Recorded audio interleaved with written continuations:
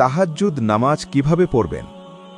তাহাজ্জুদ নামাজ শুরু করুন এবং ইনশাআল্লাহ আপনার দোয়া কবুল হবে।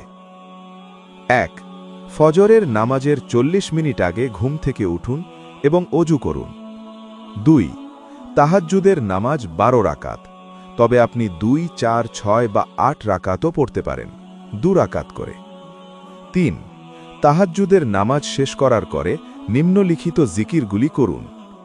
দুরুদ শরীফ ৩ বার, সুবহান আল্লাহ ৩৩ বার, আলহামদুলিল্লাহ ৩৩ বার, লা ইলাহা ইল্লাল্লাহ ৩৩ বার, আল্লাহু আকবার ৩৩ বার, আস্তাগফিরুল্লাহ ১০০ বার, দুরুদ শরীফ ১০০ বার, লা হাওলা ওয়ালা কুওয়াতা ইল্লা বিল্লাহিল আলিয়্যিল আযীম।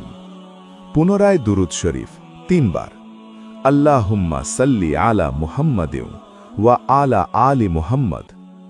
৮. এরপর পূর্ণ মনোযোগ দিয়ে নিচের দোয়াটি পাঠ করুন ১০০ বার বা ৩০ বার। ইয়া হাইয়্যু ইয়া কাইয়্যুম বি রহমতিকা আস্তাগীস। তোমার রহমতের দ্বারা আমি সাহায্য চাই।